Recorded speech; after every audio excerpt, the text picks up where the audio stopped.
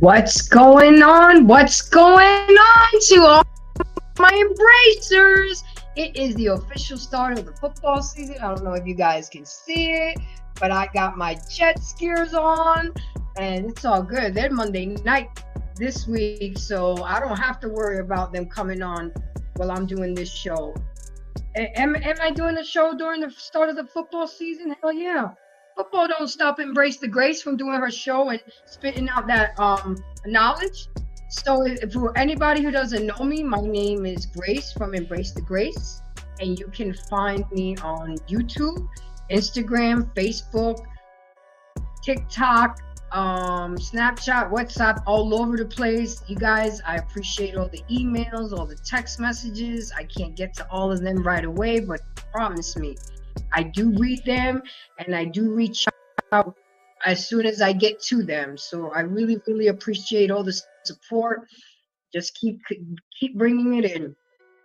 And for anybody who's new, who hasn't really known what my channel is about, my channel is about having those hard conversations, having those necessary conversations. The ones that everybody like to sweep underneath the rug and not have. And how awkward they may be, they need to be had, okay? But just keep in mind that we are in here, we are respectful to each other, we don't insult each other, and we do not overtalk each other, especially me, the host. So with that being said, I am going to bring up my co-host. He's already up here, and we are going to ready to rock and roll and get into it.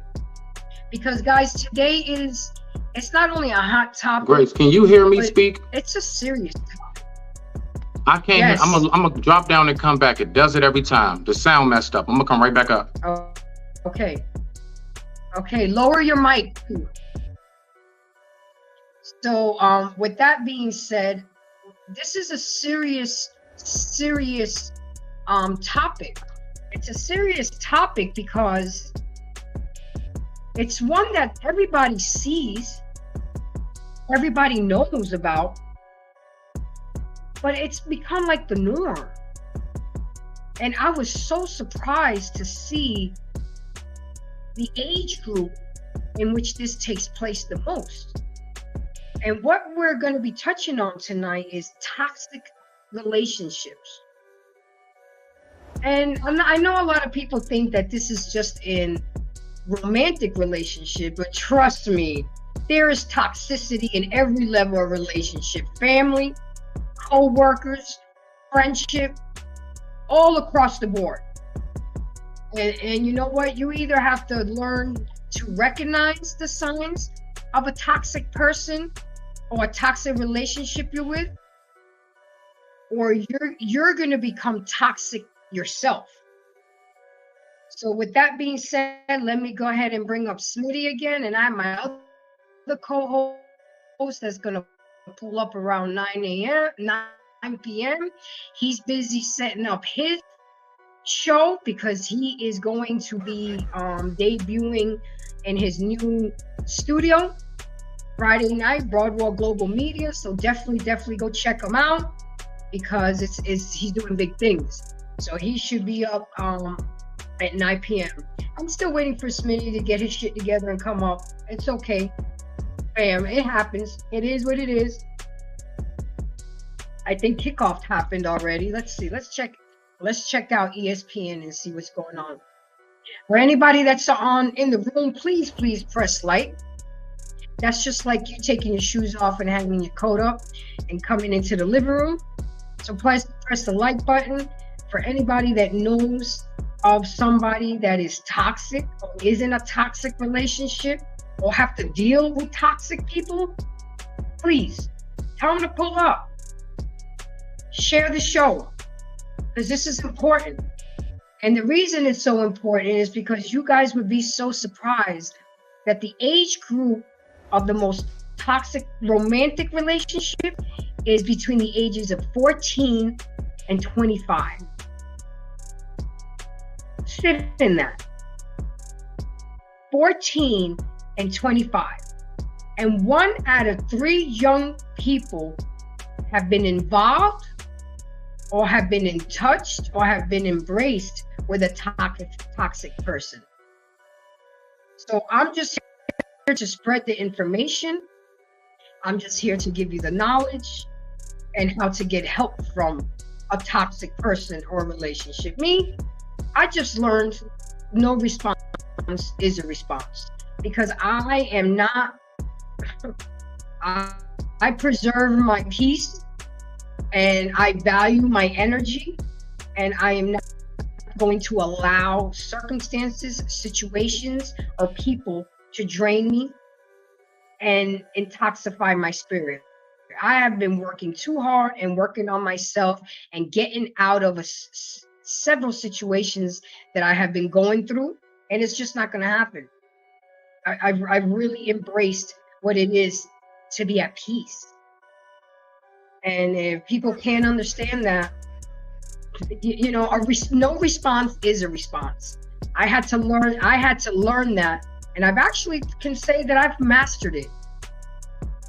Or at least my timing. Can you hear me, Gracie? I respond when I want a response, not when you think I should respond. Especially, hold on, Smitty, I'm talking. Hold on. Especially when you think I need to respond to you. No, it don't get that good. It don't. Not anymore. No. But anyway, Smitty, are you good? I apologize, Gracie. I was just checking to make sure. Can you hear me?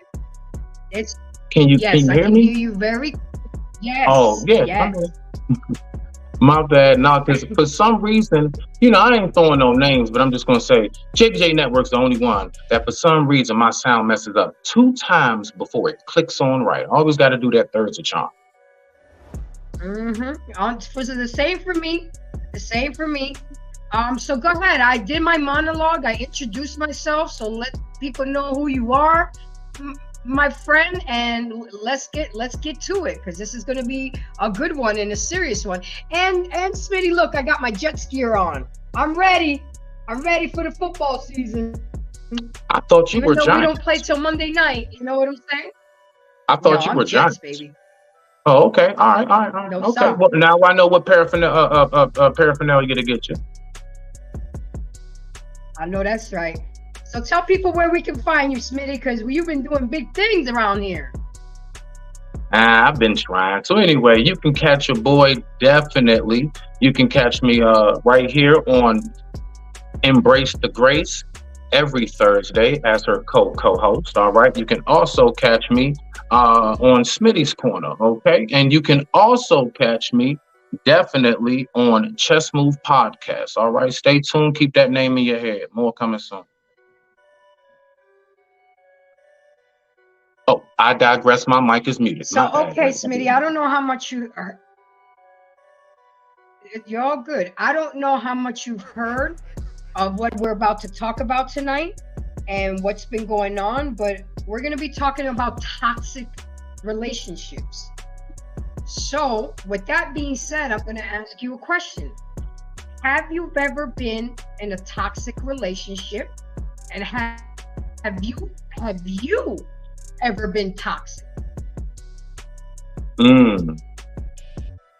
Actually, Grace, yes, I have been toxic before. I have been toxic. Yes, I will say that. And I'm not proud of that at all. I'm not proud of that at all. When me and the mother of my child were together, we started off so healthy, Grace. We started off so healthy. And I'm not going to lie. I know it was the both of us. We moved to a neighborhood and we started hanging out with a bunch of people that we had no business being around. And that's what it was, you know? I just saw everything go downhill. We had too many different influences around us, and things just really went down. And I'm not gonna lie, that's the reason why I take blame for that, for real. Well, that first of all, that's very commendable of you, because accountability is a first step to healing. Acknowledging there's a problem, getting out of denial, and taking accountability for your part into it. And I had to do the same in the deterioration of my marriage. You know, and that took counseling, that took growth, that took internalizing. You know what I'm saying? So Right. we're not all perfect, but the whole point of this show tonight is to make people aware. And Smitty, again, I'm going to repeat myself because I think this is important information. Did you know that most romantic toxic relationships happen in the age group of 14 to 25-year-olds? Wow. And one out of every 3 young people will be part of a toxic relationship. That's heavy to me. That is. So you got these kids in high school and these young adults in their 20s going through what's considered toxic relationships.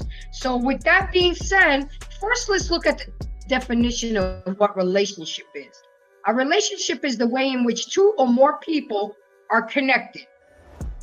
Toxic means a very harmful or unpleasant in a pervasive or insidious way. So you put that together, toxic relationship is one that makes you feel unsupported, misunderstood, demeaned, or attacked. A relationship is toxic when your well-being is threatened in some way, emotionally, physically, psychologically, and I'm even going to say spiritually. Because people can just come to you and disturb your peace and rattle your spirit. And you know what? Nah, that's not cool. And we have to learn how to recognize that. And we have to learn how to respond accordingly. Because people purposely say and do things to get a rise out of you, to push your buttons, to tug on your heartstrings. And again, I always bring this up because I love my dad. He's my hero.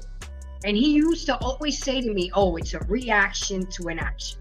It's a reaction to an action. I wish he was here so I can show him and tell him, no, Dad, no reaction is an action. You don't have to respond to everything. You don't have to be Frogger all the time and leap at everything. That's exactly what they want. They want Good you to point. get riled up. They want you to get in a texting war. They want you to yell. They want you to argue and fight. And at the end of the day, what is it going to, what is that going to do? Is it going to resolve the issue? Or is it going to make things worse? You see what Good I'm point. saying? Oh, look Yeah, at good point. Okay, Simon. Hold on one second. We have a long-time guest here that hasn't been here in a while. Let's see if we can all play nice in the sandbox. Hi, Simon. How are you today? Are you there? What's up? Yeah. What's up? What's up, Brooklyn? How you been, sir? I'm good, man. How you been? I'm good. I'm always good. How you been? So we're talking. I've been really good. That's good to A lot hear. of good positive changes have gone my way. So I'm blessed and highly favored. So Thank I'm really yeah. good. Salute. Salute, Smitty. Respect to you. Yo. Yeah. So Simon, we're talking about toxic relationships today. And my first question was to Smitty was, have you ever been in a toxic relationship? And were you ever toxic in a relationship? All right. I was about to say hell yeah, but my first yo, I was in a I got 3 kids, right? So I've had my fair share of what would be like spoken on as toxic relationships, but it's been different levels. Like my first child was with a white woman, my second child was with a mixed race woman, and my third child was with a black woman. So I literally went through the levels. Literally went through the levels. And you know, I don't think anyone can, you know, I don't understand the word toxic, put it that way, because people go through their own stuff, and it really depends on what they're trying to achieve, at what age they are. It's so much variables. It's just, I think that's where a lot of people get confused. But yeah, I mean, the middle part was the most craziest part to me, because that mixed race chick, yo, that was something else. It was just she broke into my house. She does some crazy stuff. Like she, you know, ripped up all my pictures, and like she went all over the place. Like, so I don't know, you know, how to assess this and go, well, there's this or there's that, or there's one or the other. Like, I don't know, but I do understand. What it has taught me, should I say, is to assess a person thoroughly before you get into a relationship with them. And even at that point, you can't even understand what it's going to be. That's the whole intrigue of a relationship. I mean, why are you getting into a relationship unless you're trying to do something you haven't done before? That's where I learned. Okay. That makes sense. How are you, Gary D? I'm good. Gary, can you? I know you're excited. Tomorrow is your debut. I'm so happy for you. Well, thank you, but things are delayed a bit, so it's been pushed back. We have a lot of things happening, so okay. You know, but I'll definitely keep you posted on when we come back. All right, so introduce yourself, let people know where we can find you, and then I need you to answer. You just came right on time. Simon was finishing answering the question. After you finish introducing yourself, the question is, have you ever been in a toxic relationship, and were you ever toxic? and go Jets. Oh, wow. Okay. Well, first, good evening, everyone. I'm Gary D. I co-host here with Embrace the Grace, doing this wonderful show. But I'm also CEO of Boardwalk Global Media. We have a couple of different podcasts that we do. Our main podcast, The Real Discussion, we normally come on Fridays from 8 to 10 p.m. But we're on a bit of a hiatus now, so but we'll be back soon. And you can catch us on Facebook, YouTube, and Instagram, either Boardwalk Global Media or The Real Discussion. Now, to answer your question, have I been in a toxic relationship? Yes, I have. And at the time, I mean, I knew it was a bad. Well, I knew it didn't feel right. Like there was things that just, the behaviors, right, wasn't right. I knew something was wrong. I think also too, because I'm an old soul. Like I think I matured a lot quicker. So when I was dealing with this toxic relationship, it was, like I was trying to understand what's the source. Because some people, when you get into a toxic relationship, it's, you see people's attitudes and anger and how they behave, stuff like that, and you think it's because of you. Right. Yep. And I think as when we're in our early dating stages, like I said, when we're in like our 20s, even 30s, we think it's us, right? The person is lashing is we're the problem. So it wasn't until I learned about people's, how childhood trauma affects adult relationship, like in a major way. Right. So once I got to understand that, then I dealt with navigating, dealing with, when I get into relationships differently. Like there's certain questions that I ask, right? Or I should say, when I get into the talking stage and you're learning about someone, like I want to know, like, how was it growing up? How was your relationship with your dad? How was your relationship with your mom? I mean, not coming straight out like that, but when you're in the talking stage and you get a comfortable vibe going, then those questions I think should be asked, right? And they should be answered honestly, and then it could sort of give you an idea of what you're dealing with, or what you may deal with. I can tell you, in my adult life, because I'm 53 years old now, a lot of my women friends that I've spoken to, and I've heard the issues that they have that they've had or been having with their man, their boyfriend, their husband, or what have you. And then when I talk to them about their childhood, every fucking time, it stems back to some type of toxic dealings or bad relationship in their childhood. As far as have I ever been toxic? No, I don't. And that's why. And Gary, hold on.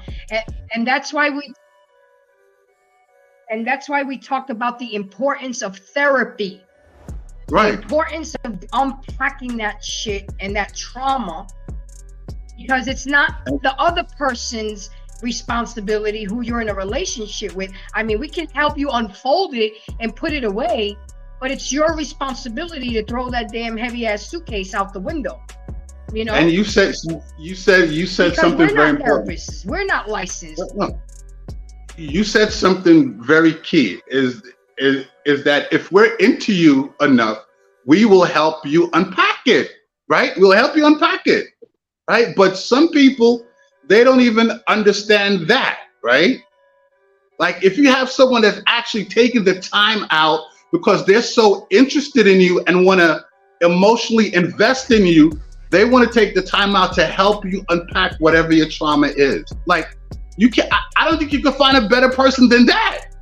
I mean, you know, there's women that talk about they want an understanding man. But I'm just saying that, you know, on the surface, that's like. They also want the man, they also want the person to carry that heavy ass suitcase for them. And no, that's not their responsibility. That's your baggage. Absolutely, that's your absolutely. Trauma. That's your BS. Yeah. And that's what people need to understand. You cannot expect a person to fix you.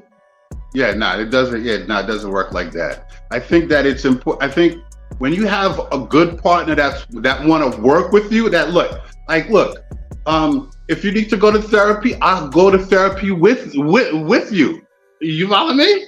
Like, that shows that your partner really cares and is invested in your emotional well-being. To your point of asking if I'm, am I toxic or if I ever been toxic? No, I've never been that way. I've never been. I think again, because I'm an old soul. I've dealt with things differently. I think I've become, I've been a lot more understanding in my younger years. I mean, I'm still understanding now, but I've never been one to take out my anger because if somebody made me mad, I'm going to take out my anger on you.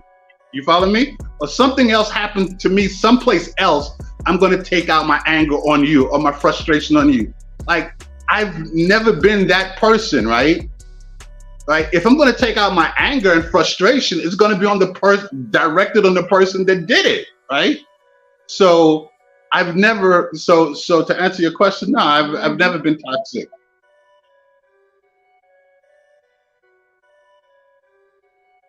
All right. So for me to answer the question, have I ever been in a toxic relationship? Yeah, I have. I absolutely have, and one really stands out. It was this cat from Chicago. He was a GD, and he was crazy, bro. He really was.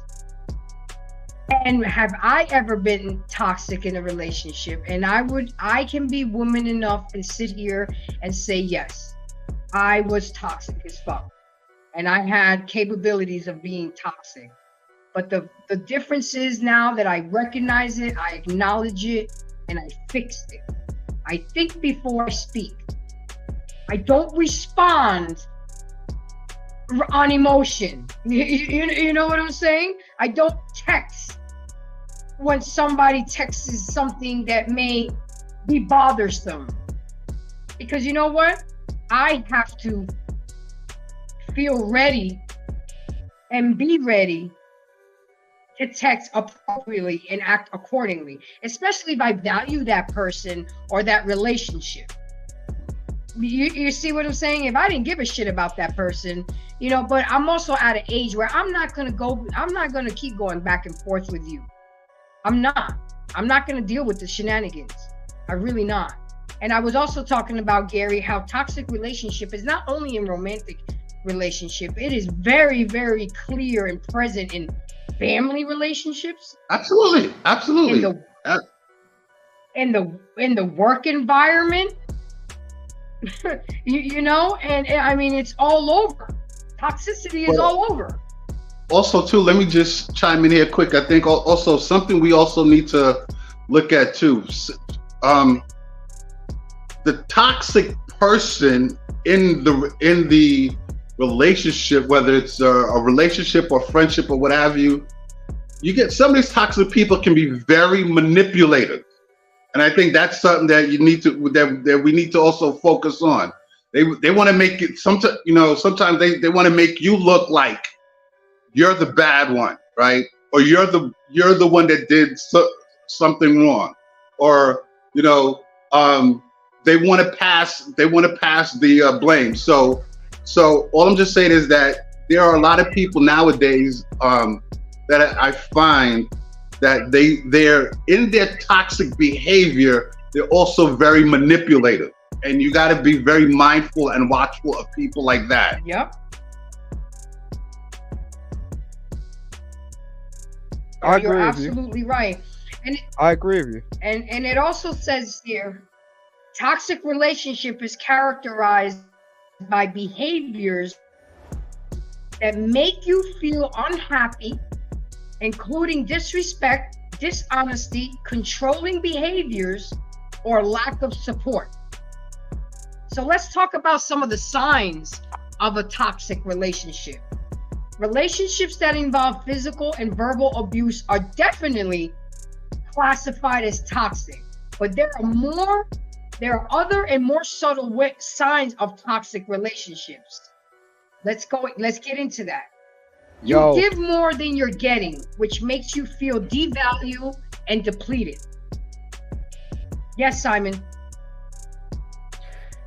I've been in relationships, okay. and I off the cuff I will cut it off if a woman is aggressive with me. I don't stand for aggressiveness because I'm not an aggressive person. Now that's not to say I'm a simp. That's not to say I'm weak. That's not to say but me, I'm cool. So my whole life is like peace. I've worked too hard to get this peace. You know, I'm cool. Like, so if I'm gonna bring a woman into my life, they need to understand that they need to understand what that level of peace is. But what tends to happen is the chaos from a previous life or a previous relationship, and then they try to bring it into your life, and it's just like I'm like, nah, that ain't even happening. Like from the bang, it's just like, no, like ain't happening. And most women get discouraged by that and go, oh, you're treating me like this, you're treating me like that. It's like, no, like I've worked too hard to be in this position. I can actually bring you into a circumstance where you're hearing birds. You get what I'm saying? It's not a big deal to me, but it might be a big deal to you.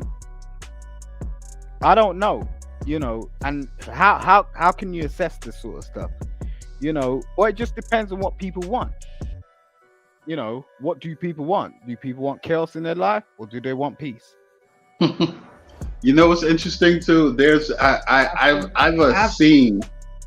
I've seen and heard some women that have said, yeah, I know I'm toxic as fuck. Like, what kind of guy or respectable man in his right mind wants to deal with a woman that says, oh yeah, I know I'm toxic? Another guy that's toxic. Well, a man that grew up in chaos. Well, this is what I'm saying. It's you know, no responsible, respectable man wants to deal with a woman that's toxic. But some women think that that's supposed to be acceptable. Hell no. Like, don't bring your shit from your other relationship and think that's going to work here or it's supposed to be acceptable, right? The one thing I really hate is when, like, and I know women do this all day long, and men don't really do it often, but I'm just saying, you get into a relationship with someone, and then they start talking to you about their ex-partners. They start talking to you about their ex-boyfriends or ex-husbands and all this stuff. And it's like, okay, cool. You know, let's have a dinner talk about that, but I don't want to hear it all day long. Do you get what I mean? It's like, oh yeah, this guy done this to me, that guy done this, I got children with this person. It's like, yo, like, okay, I got children, but I don't have a problem with my ex-wife. You get what I mean? Because I sorted it out. Like, why is it an ongoing problem? How can we actually have a relationship if I'm thinking now, you're telling me this, in the future I'm still going to be having to deal with your ex-baby fathers because you haven't, like, concluded whatever situation you was in? You know, that's a problem.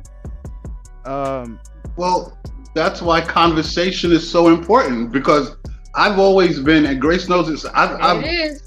I'm a stickler for conversation, like communicating, right? Because if you are interested in someone and you're talking to her and you're having conversation with her, and it's good conversation, it's stimulating conversation, all of these things is supposed to come out, right? Where she'll tell on herself when she's telling you how her ex-boyfriend is, or her ex-man is, or how what he did and stuff like that, and what she did, all of that, she's kind of telling on herself. And I think, you know, from a guy standpoint, you have to know the right question to ask her, right? Because it's not always the guy's fault, right?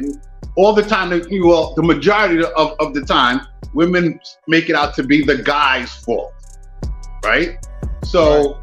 And look, and there are a lot of great guys out there that women, they've dropped the ball. They dropped the ball, and then they go back to Pookie and Ray Ray. Right? And then want to be mad. Mm-hmm. Mm-hmm. Right? So bars, bro. Yo, I'm telling you, it's difficult for men to actually come out here and, like, real men who have something, who have a stature, maybe even a legacy. Like, I'm of age, right? I ain't even playing. So I'm like, if I hook up with a lady, I'm like, yo, most likely, I don't even have a problem with saying, yo, if we actually got married, 50% of everything I built up in my whole life is gonna go to you. I don't care. I'd rather it go to you than the government. That's my game. I don't care. Like, because, you know, that's just literally what's gonna happen. But most women don't actually acknowledge that. You know, they in the thing where it's just like, yo, I want to get mines. You know, I wanna see where I can get with this. But that's the mentality.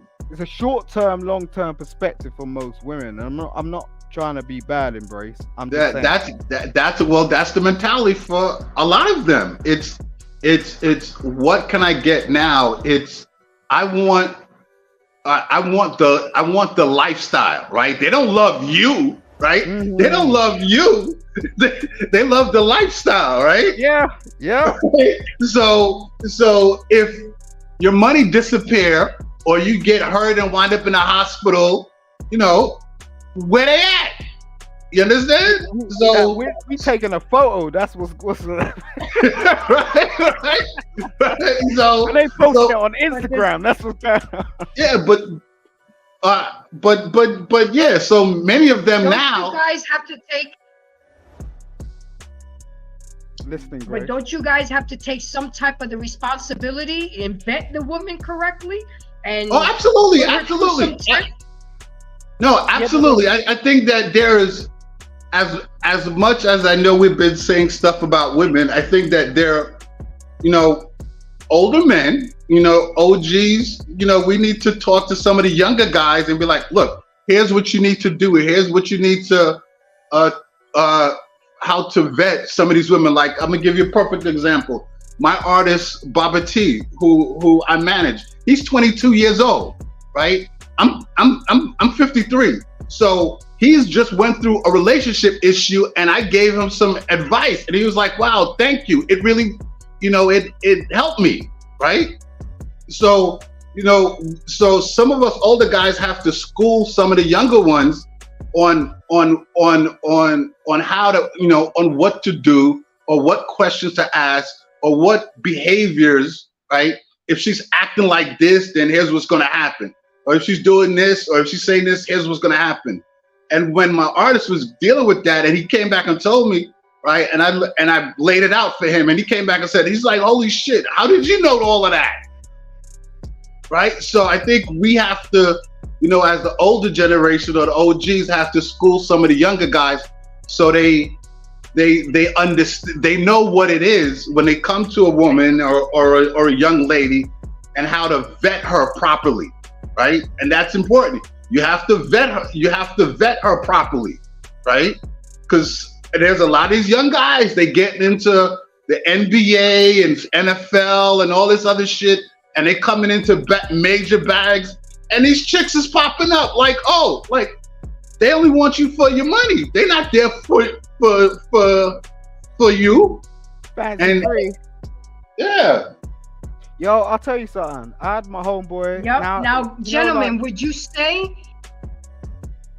Can I just tell you a story quickly? No, go ahead, Simon. Finish. I'm sorry. I was just going off Go ahead. what OG was saying. My boy called me up yesterday. I'm sure he's not privy to this stream, so I'm just gonna say it as it is. But he's had a child. He's had a child, and like yesterday, he's called me up and he's like, "Yo, because this is where it is. His child got taken, so his baby mother was in some sort of situation. I don't know what it was. I'm gonna try and be as discreet as possible. But his child got taken, so he called me up. He was like, "Yo, bro, what am I supposed to do about this?" And I'm like, "Yo, so what's going on?" And the first thing I said to him was you at the birth? He was like, "No." I was like, "Yo, are you on the birth certificate?" He was like, "No." I'm like, "God damn, well, you don't have parental responsibility." And there are many men out here who do that sort of stuff. They have children with women, blame the woman, because he was aggravated. He was just like, yeah, it's her fault, blah. I was just like, "Yo, bro, you have not laid your damn name down on the damn birth certificate." It's like, how can you actually sort of, that's the first rule of law. How we able to move without, going, okay, acknowledge that initially. You may not have been there initially, fine, but at least go. What we don't understand as black men is we have to go through a process. We don't like authority. We don't like it. It's like everything's like, yo, it's a problem. They're jarring me. They're doing this. They're doing that. It's like, no, they're not. And it's the same with women. It's like, men with women have the same thing. They have a jarring thing going, women have an authority. No, they don't. Women will tell you what it is, but you don't want to hear it. There's a difference. But in the long run, why do men get with women? Because they do totally understand that the woman acknowledges and understands and has maybe not. It's not like a higher education, but it's just like an education on a different level of how things work that will provide you with a better outcome than you being solo dolo. That's why men get with women. But also, too, I think it's very important, and this is a learned experience. This is something that we learn as we get older. Is the type of man and the type of woman, right? Because you can't get, like, if you want quality, respectable stuff to happen, then you need to get with a quality, respectable woman or man, right? If that's not where you're at, then you're gonna still wind up with the ghetto dudes and the Ray-Rays and the ghetto chicks. I know, Grace, you wanted to say something. Go ahead. Yeah, Grace looks poised. No, what I wanted to say was, do you think because of all these children coming out of single parent household, mainly single mothers, that we have more toxicity? I mean, look at the age group. I don't know if you were here, Gary, when I said the statistic that the most toxic relationship age group is between 14 and 25. So would you guys kind of say that single motherhood is a contributing factor of why we have so many of these kids being so toxic? Because I think so, yeah. toxicity is becoming the norm.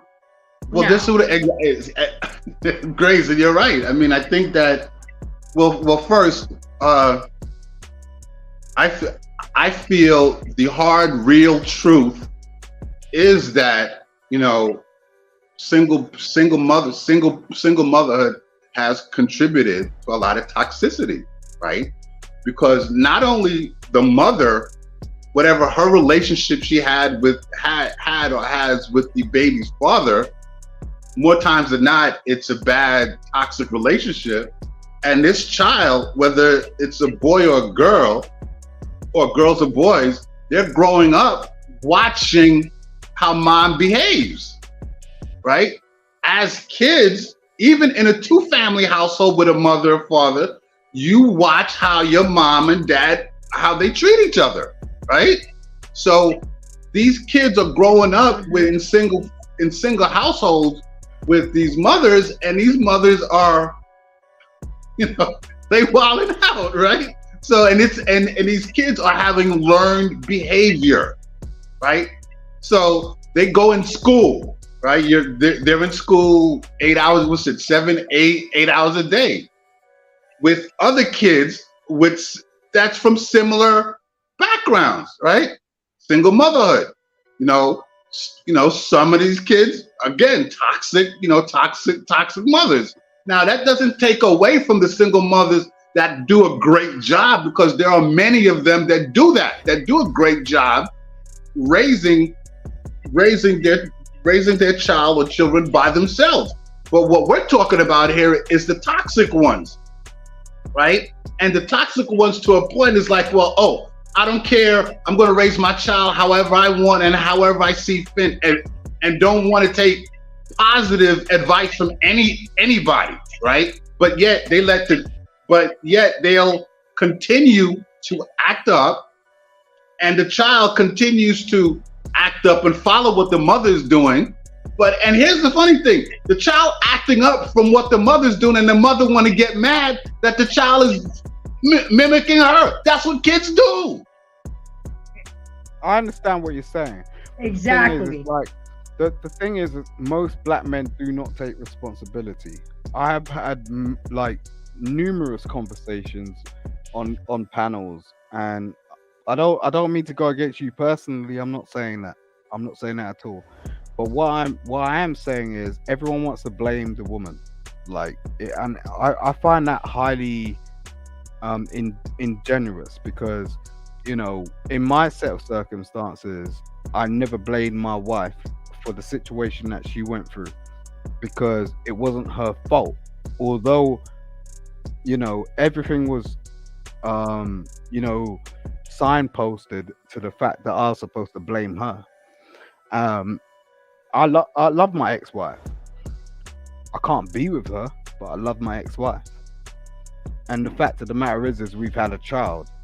And when a woman bores a child, you need to understand what that actually means. And most men don't actually understand what that means. They want to turn around, talk around, like they're just tugging their thing.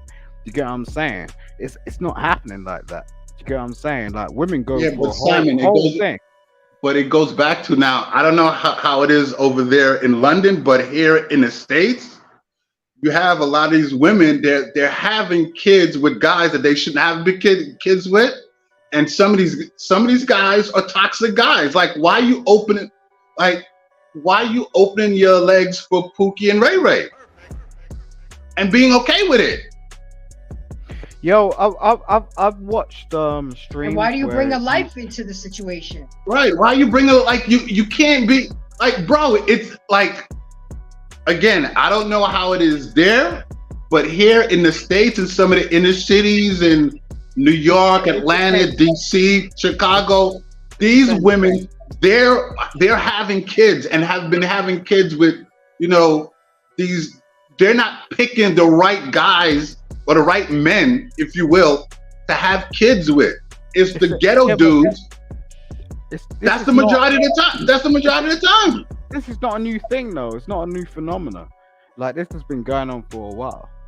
So, we're just talking about it now. That's different. So we're able to have the conversation about it, you know, which is good. But I'm just saying it's not a new thing. Like, you know. I mean, I think it's you know, it's a look. I learned. I'm gonna take myself for example. When I was younger, my stepbrother, he had a he had a kid when he was 17. I was 15. At 15 years old, I knew that when it's time for me to meet a woman that I want to have a kid with, I want to do it the right way. Like at 15, right? Because not only did I see my stepbrother, but some of my cousins and some of my other friends, they were being teenage dads with some of these crazy chicks. Well, luckily, my stepbrother, the woman that he had a kid with, she was actually a good woman. My stepbrother just feels like he's God's gift to every woman. But in his case, he actually had a kid with a female that was a good woman. But Well, in a lot of these cases, what has that but got in- to do with you? I mean, the thing is like we need to understand our own lives and be the people that we aspire to be in order to be the people that other people aspire to be. You can't try to change people. People are not going to change. no, I wasn't saying that you got to change people. I'm saying that we're talking about the choices. Choices. This is what people have, right? If you're picking a partner, it's your choice on picking a partner. We're talking about toxic relationships, right? Right. So if you're not toxic, then you're not toxic. Okay, Do you so think I you're have to not intervene toxic, or here have you and been- there. have you been toxic? Okay, good. Grace, go. Hold on, because I do have a lag, but I have to intervene here, gentlemen, and then we're gonna let JBJ say his piece. But people do change. Simon, you weren't the same person that you were 5 years ago. Okay? Of course. And when people Yeah, all right. grow and they work and they go to therapy and they put the work in, they can change. You got alcoholics that are recovering alcoholics for over 10 years. You got people that have been to jail and have rehabilitated and have changed. So to say that people don't change, that's kind of a 2020, catch 2020. People can change for the better and people can change for the worse. But That's why the whole people get a point of haircut. this tonight is to make awareness of toxicity and the fact that it's become the norm in relationships. How do you curse your man out in public and call him every name in the book and then expect him to blow your back out at night and exchange bodily fluids and be okay with that? And I blame the men for that because they put up with it. Well, you got to lay the They ground. put up with it and then succumb to them at night for ussy. Well, see, this is where, and I've said this before on our show, is that as a man, you have to lay down the rules in the beginning. Like whenever I've gotten into a relationship, I lay down what the rules are. Like, this is what it is. This is what I'm not. This is what I will tolerate. What's the rules? This is what I will tolerate. This is what I will tolerate. Expectations. Well, this is what I will have a tolerate. negative connotation to it, so I think Right, so, well, expectations sound better, Gary. Because you come at me with, okay. "Well, these are what the rules are." Well, so if you were okay, so I ain't taking that. if No. no, so here's what it is. Here's what I'll tolerate, or what I won't, and what I won't tolerate. Got some bullet And I points. think you have to lay those out, right? Because to me, and I've always said this, like 6 months down the line or a year down the line, I don't want her to. She's not going to say, well, What's the rules, you didn't bro? tell me, or I didn't know, Come on. right? What's the rules? What's All the right, problem? let's get. Well, hold on. We'll get into Gary's rules. I can tell you Gary's rules. JBJ, let's talk Talk with JBJ. How you doing tonight, sir? Hey, Grace. I see you got all that Jets Can you hear green me? on for some reason. Ooh, he's looking at Absolutely. you. Go JBJ. Of course. So what do you? Okay. So let me ask you the question that I've been asking everybody on the panel, Jay. Have you ever been in a toxic relationship, and have you been the toxic participant ever in a relationship? Well, if I best way to put it, have I ever been in a toxic relationship? I might have been, but it ended really, really fast right after that. Mm-hmm. I've always been the guy that, like, once you Okay. start doing something that I say don't do, I'm done with it. We can end this. We can always end it. And I don't. Well, here you go. It all comes down to other people's. You know how to walk perception. away. Yeah, because man, my granddad and my grandma was always on me that there's more fish in the sea. Like, there's more women than there are men. Ain't no point sticking to one and going through bullshit. Like, you can't get what you're trying to get done. But you got to be coming from, I would think most dudes got to come from the position of knowing that what they're doing is the right thing to do. And they're being considerate. And then people are just habitually doing something else. Yeah, then you got to be able to walk away. But being toxic on the other side, nah, I don't do that toxic stuff. Because I don't like to deal with problems. I don't like all that back and forth crap that everybody knows the type of stuff that goes on in relationships. Yeah, one day y'all be cool with each other, next day y'all not. Like, look, man, we either gonna be cool or we not. If we have something that pop up, yeah, we deal with it at the time and move on from it. But all this lingering bitter crap that I see a lot of people do, nah, I don't do none of that. That's toxic stuff, right? That's toxic. That's toxic stuff, bro. I totally agree with you. Totally agree.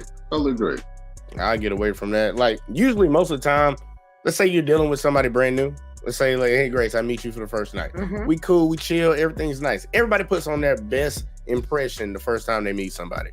But the more and more time you spend with somebody, you start to see you start to see a little small things that pop up in certain situations. And I'm like, okay, I don't like that. Okay, but I'm keeping all this to myself. I'm just thinking about it in my head.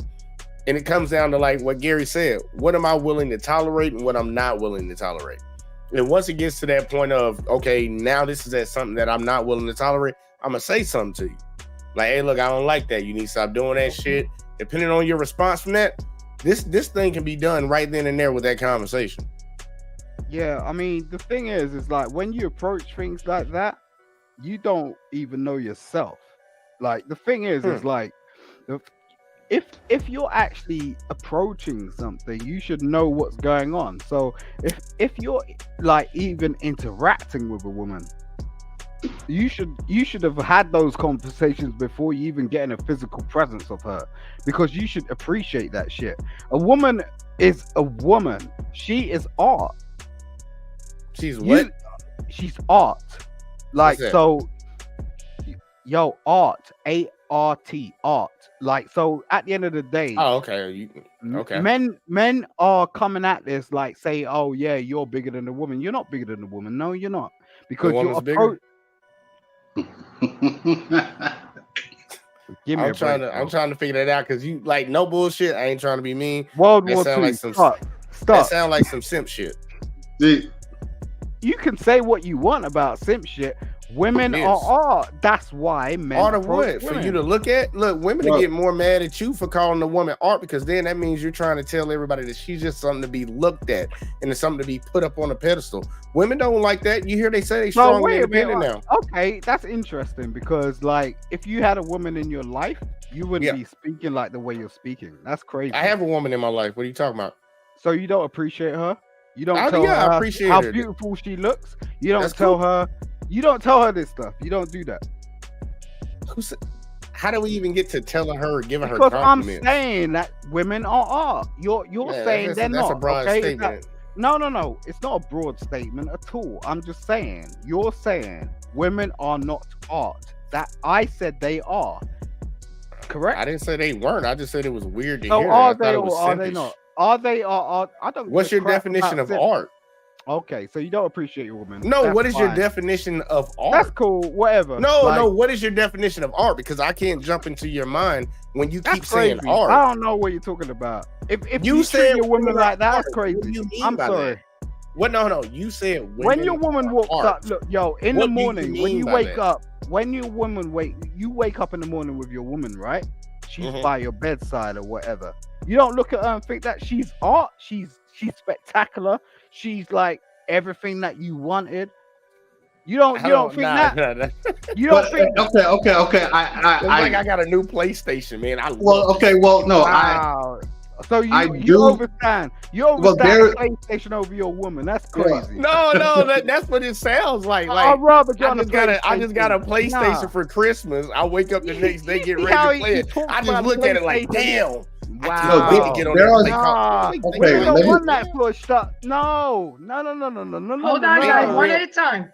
Wow. Ain't no real man thinking like that, dude. Like, I'm being honest with you, and I ain't trying to say it to be mean, but look, I'm not- you appreciate I'm the cool. person that you're with. That's not taken away from him, but I don't look at her and be like, God damn, she's just so beautiful. She's the best thing that ever happened to me. If that thought crosses your mind, by all means. I ain't running into the streets telling everybody all that shit. Yes, you appreciate the person that you're with. You appreciate the person that you're with and what they bring. Then. You're gonna get divorced in a minute. Are you married? I was. Are you married to this lady? No, I said I was married. No, I'm asking you. Are Oh, you no, married to I'm the not lady? married right now. Okay, No, I'm not married right now. Okay. But I think you come Yo, from the perspective Grace, that, be careful of these niggas. Like, I swear to God, like, hey, you look, gotta the be funny careful. thing about it is, Yo, you gotta be very careful because I would do that all day long for my lady. Like when yeah, I'm it's some in shit. it, no, it's not a simp shit thing. It is some shit. When When you you're putting in a a woman on a relationship- pedestal, dude. Yeah, Stop. no, because the Well, here woman. go, look, by all means, Yo. that's the reason that we have a lot of problems in society right now. Why we have a lot of women All right, that's out of explain to order me, explain because we that got to me. dudes like this that'll sit there and put them up on a pedestal no matter what. You don't think That's the way women you're should be coming put off. on a pedestal? They move You around don't- with the you don't sense of think that? entitlement. Yeah, that's how you come off right now. I don't know what your actual point is on it, but you just come don't- off as somebody no, that will you- praise a woman in spite of anything. And you don't have to praise a woman every damn day. Now, giving simple compliments here and there, babe, I think you look good in that dress. Oh, you make her look nice tonight. That's common shit. But to come out here and say my girl is art, Okay, women are all right. art. So What the fuck how- is that? Picasso do you paintings are art. Okay, so you're living in this household with this person. Mhm. She's a woman. No. She don't live with me. She don't live with me. All right. Well, you don't know what that is. I can't talk to you. Dude, about I've been it. married. I was married for like all 2 right. years, Let me man. What you talking about? let me chime in here. Yeah, let's move on from this. Let's move on. But let's talk about the more subtle signs of toxicity. You give more than you're getting, which makes you feel devalued and depleted. You feel constantly disrespected or your needs aren't met. You feel a toll on your self-esteem over time. You feel unsupported, misunderstood, demeaned, or attacked. You feel depressed, angry, or tired of speaking or being with that other person. You bring out the worst in each other. You're not the best version of yourself around that person. You feel like you have to walk on eggshells around this person to keep from becoming a target of their venom. You spend a lot of time and emotional strength trying to cheer them up, and you are always to blame. They turn things around so they make you think you're always at fault. This is toxic behaviors. Manipulation. These are red flags that these are red flags that we have to pick up on. And I'm talking to my men right now because women are the masters of manipulation. And I'm a woman and I can say it. Boom. But the thing is, men have to recognize the red flag sooner than later. And I'm not saying that men are not manipulators, because trust me, if men know what they're doing, you get the mind first, and then the body will follow. Oh, and yeah, there's well, a lot that's of men why. out there that will Oh yeah, mind listen. fuck you. Yeah, there's no question that men can can be, and in many cases are more manipulative, because look at all these baby mamas that's out there, right? Oh, well, I like what he said to me. Like what he said, it all the shit sounded good. And then she gives him a box. Well, some of these guys, they know what they're doing, right? But, at the same time, the woman has to know, is he worthy to be between your legs? Just because he told you some things that sound nice or sound good or gave you butterflies in your stomach, that don't mean you give him the box. Would y'all agree that most dudes are lame? Yeah, absolutely. What does lame mean? They don't have game. Yeah, that doesn't matter. I mean, the fact of the matter I'm just is, asking. I'm asking which one do you think most men I'll are tell you or not? something. I'll tell you something for a second. If you have not been educated in the world, there's nothing wrong with a woman spreading her legs and just getting her rocks on. Nothing wrong with it, because If men she's do it getting- all day long. Yo, you don't understand. There's nothing wrong with it. We put it down, but like, there's a difference in terms of talking about like having a total relationship and marriage. But women will put it down like that, and men will put it down like that in the same way. Come on, we're in 2000. You're missing the point, bro. You're missing the point. Educate me. You're missing the point, because what I'm talking about is the women who they get into relationships with these guys, right? Look, men and women, they have their moods when they want to just get their rocks off, and that's understandable. I'm not talking about those kind, right? I'm talking about the women who they let the guy sweet talk them, and they open their legs for him, and then they wind up having a kid. Having a kid for someone that you shouldn't be having a kid for is different than just dealing with someone to get your rocks off. Yo, but let's be real. Like, if they have a kid, what's wrong with that? See, you. I really, Simon, to be honest with you, you sound like you What's don't. wrong with like, it? You're bringing a baby into some. All right. Yeah, he doesn't get it, but okay. All right. Simon What's wrong saying with that? you talking You're about bringing Simon. Educate me. Simon, I'll educate you right now. I'll educate you on this one, real. Because like you just said some crazy stuff to me. You said two crazy things, and I let the first one slide. You didn't care about a woman being promiscuous. Do you know, like, a man going out here and just having unprotected sex with a lot of people, guess what? He can just get a lot of women pregnant. Each one of them women know who the father of their children is. But you have a promiscuous woman going out here sleeping with 5, 10, 15 men and letting them all hit raw. Now we got a conversation about who the daddy is, and that can ruin families and ruin lives, especially the kids. Now, also, you want to move on to, which I don't even understand how you get to that, getting rocks off and shit. A woman is supposed to have, the way you say women are art. You want a piece of art that everybody drew on? Or you want a piece of art that's just for you? Have you ever been to an auction? What does that have to do with this conversation?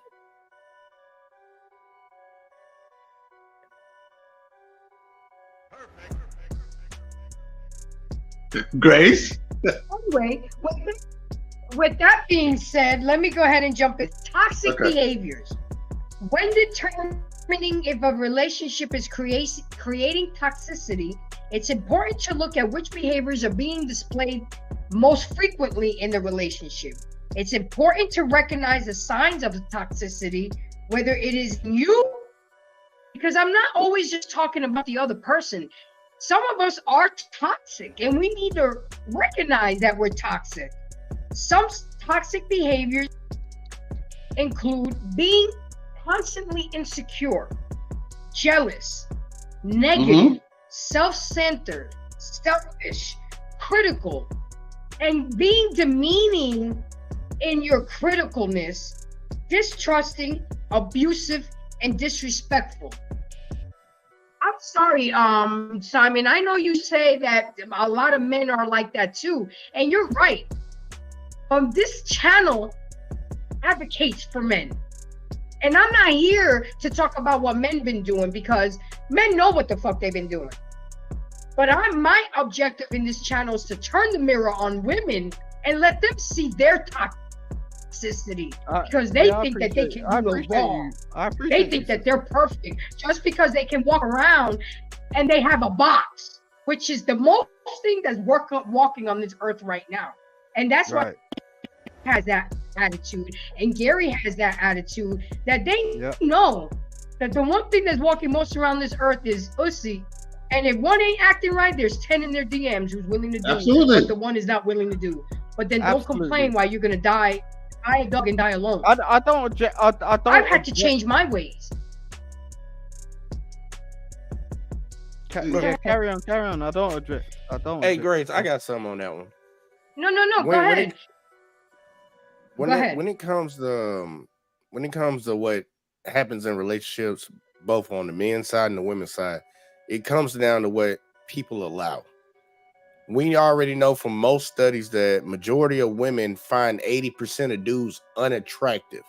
So to say that men need to do this and men need to do that, what, 20% of them? 15% of them? Because it ain't over 50% of the men need to do this. Because majority of the guys that the women are chasing, like Gary was pointing out, a lot of these girls are opening their legs and letting dudes just knock them up. You said, what's wrong with having a baby? A child growing up in a family that is broken is one of the most detrimental things we can bring into society right now. Majority of the people committing crimes and causing all this mayhem around the country, like everybody talks about all the time, most of these people come from single family households. And I'm not just talking about black people. It's across the board of every race. But what's the problem with a woman doing that? This is in the problem United is that States. a woman cannot raise a man. And then a lot of these same women, I'm gonna put it on the table because a lot of everybody always says a woman can't raise a man. These women can't raise girls because these girls go out there and repeat the same process that they mama did. That's the problem with that stuff. You can't have women out here. You can't have women out here operating in this world like they're children. A lot of females want to be treated as a special class in society. And you can see it today. Every time something pop up, they always argue if they get the same thing the man gets, it's a problem. If they don't get what the man gets, it's a problem. You cannot have people roaming around society with this entitlement. And honestly, Grace even said it. A woman's greatest weapon is her mouth. Women are great at manipulating. Let me, if I could chime in quick, like look at what's in the music, the type of recording artist that's out there, what they're telling these young girls. Look at what's on TV, all this, the whole real housewives and all that other shit. That's all toxic shit. Yeah. They're all selling toxic behavior, which is, they're normalizing toxic behavior. Hey, Gary, you know something funny? Going off the point you just made, are you more likely to see a nice, wholesome, traditional family on TV, or you rather see, or are you likely to see some thought shaking their ass on some reality show? Which one are you more likely to see? You're more likely to see some thought toxic shit. And that's all they push. That mindset. Like, that's all they push. Exactly. That's all they. There's no like.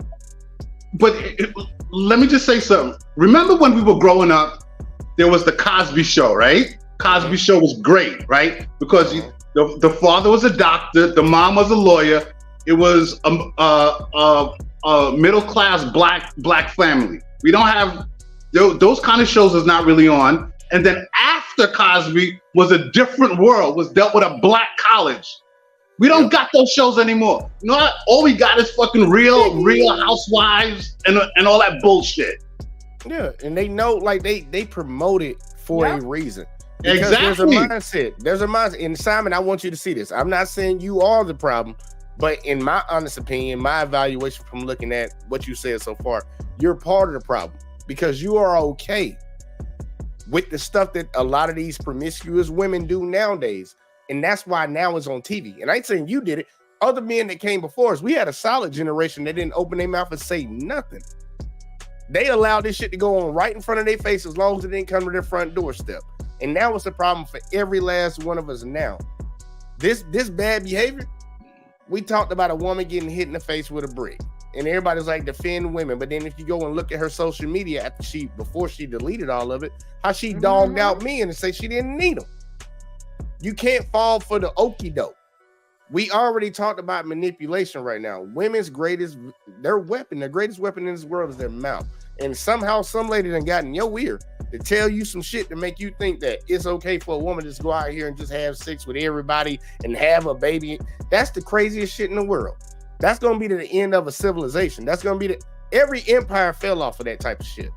Rome fell. Guess what? United States getting real close right now because we playing around with trying to empower somebody that I have no problem with a woman doing great things. I have no problem with a woman being appreciated. I have no problem with any of that. But once we get out of the realm of reality, that's when we have a problem. I agree. I totally agree. I'm not going to look at my girl and call her art. Like, shit, that's some art behind you. She over in that room. I think. Listen, I would have to agree. I said so. I'm all for women empowerment. Like all my women friends know, I'm all for women empowerment. I want to see women do well. I want to see women excel. But at the same time, this toxic thought shit, that to me, that's unacceptable. But if you're going to do that, you got to be accountable for what you do, right? You got to be accountable for what you do. And a lot of them, they don't want accountability. It's, this is who I am, or this is what I want to do, and that's it. Well, if we're all talking about raising young black kids, young brown kids, young Latin kids, of doing the right thing, well, we have to have more positive images out there, right? That they could look up to. And that's not what's going on. And again, none of them don't want to take accountability. The ones that put it out there don't want to take accountability. When we're looking at music and TV with the stuff that's going on, there's these artists and the production companies that's getting paid. They're getting the bag to put that shit out there, right? And there isn't the household where these kids see it, where the mom is going to be like, no, this is just entertainment, and really deciphering it for the kids. That's not what's happening. They're mimicking what's going on. It's funny. It's games, right? That's not, and that to me is very bad. Look, when I was a kid, I remember my stepdad had a Red Fox album. Now, those of you that's older than me know Red Fox, he used to be on Sanford and Son. But before that, Red Fox was a comedian. If you think Richard Pryor had a dirty mouth, oh man, Red Fox was 100 times worse. I was probably 10 years old and I listened to that, right?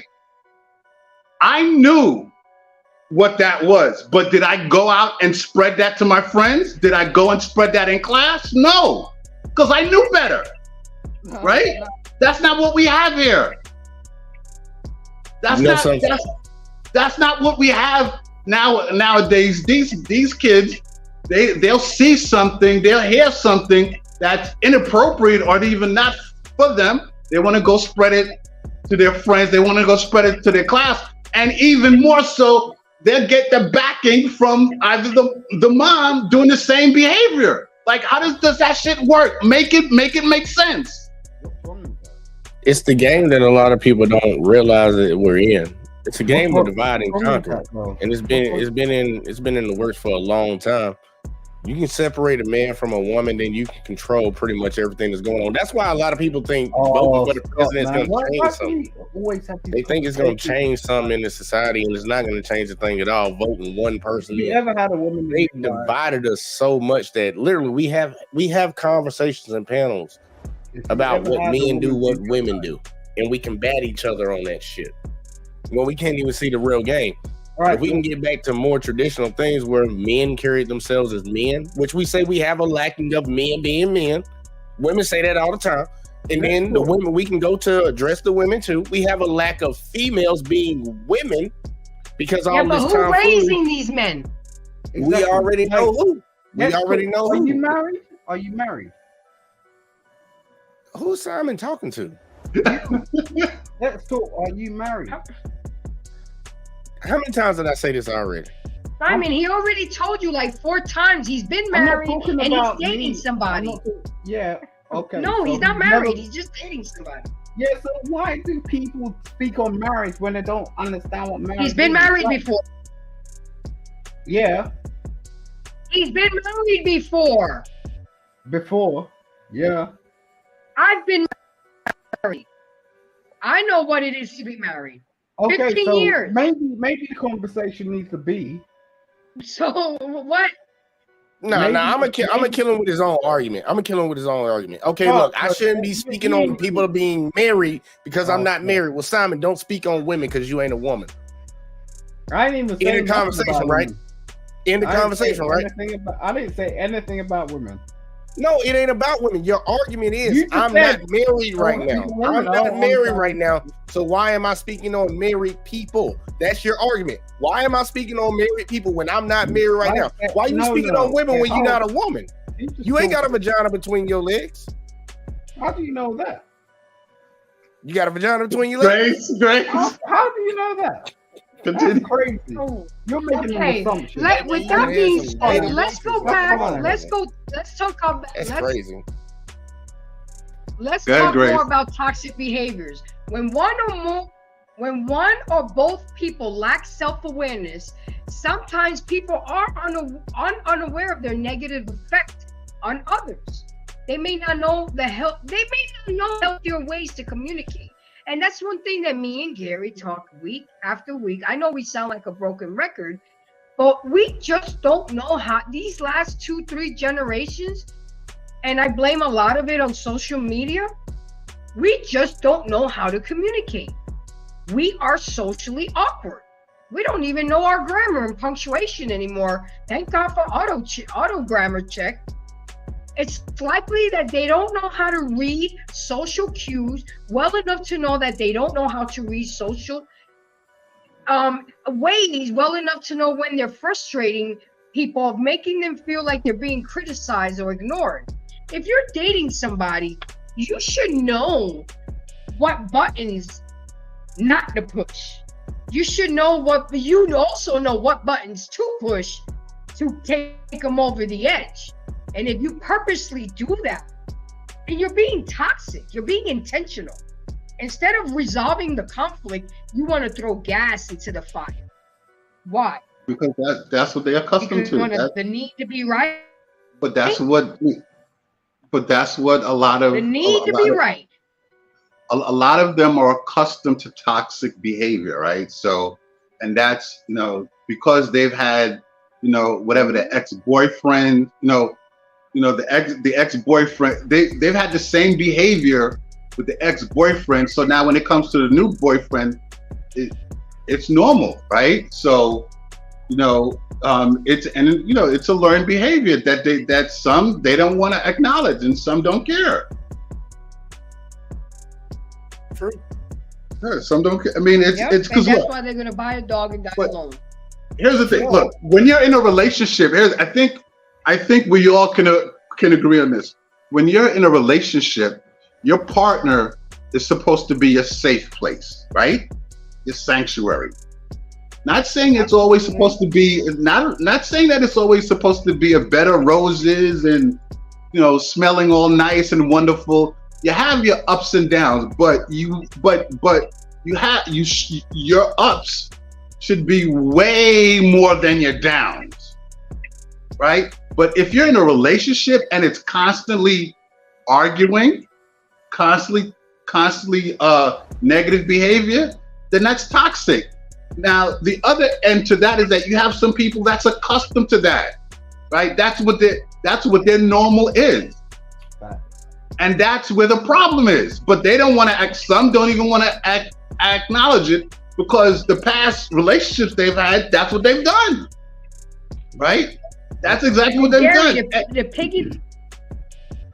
And to piggyback what you're saying, when a person intentionally hurts others, some people are deliberately rude, they're hurtful, and these are situations that may make you feel singled out and targeted through mean words and actions.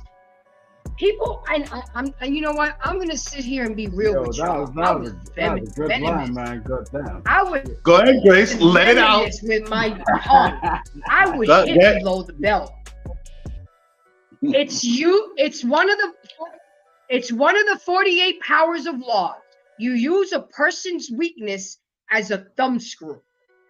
But you know what? If you value that person, I had to learn this. If you value that person in that relationship, you don't go there. You don't hit below the belt. You don't say meaningful, hurtful shit. You don't bring up things that they shared with you in a moment of vulnerability, which I have to say, us women, the most guilty party of doing this, and this is why men don't open up to us. This is why they open up to the work wife. This is why they open up to their homeboys or their mama or their girl cousins instead of you.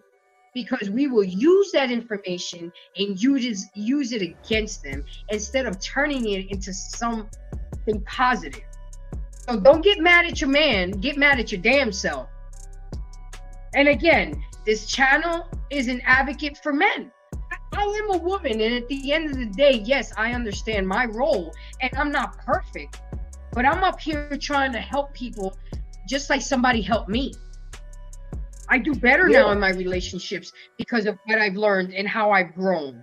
You can't stay in the same predicament and the same person that you are. You know, when a partner is constantly, another behavior of toxicity, when a partner is constantly cheating, if an intimate partner lies and cheats without even trying to change your behavior, it adds a toxic element to the relationship. How the hell y'all don't think that's toxic behavior when you're constantly, when the other person has to constantly wonder what are they doing, what is the social media, who they talking to? I mean, it's not. But see, Grace, that goes back to that. I think that all of that goes back to what you allow. Like I said in the beginning, you know, setting what my rules are, you know, what my expectations are.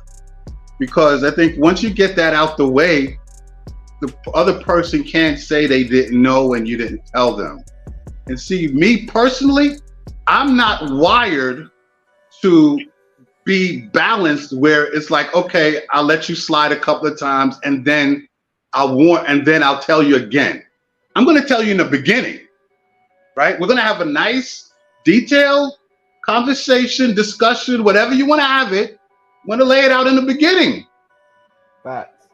I'm going to lay it out in the beginning. So, and check with you to make sure that you understood what I said. Because 6 months, a year down the line, if you did something, if you do something that I warned you not to do, and then I respond in the way that I told you I was going to do, don't get mad because I told you. With that, don't look at me, you know, don't look at me all stupid and wonder. And I've had that happen. Like I've had that happen where I said, did I not tell you? What did you say? So you said I told you. You told me exactly what you said. Here's where we're at. Why you give me the stupid look like you don't know what I said? You understand? Or why you give me the stupid look when I told you what I was going to do? Gary, you be laying down your rules and expectations so you can cover your ass. That's what I think you be doing. So they can't come back and say, well, I didn't know.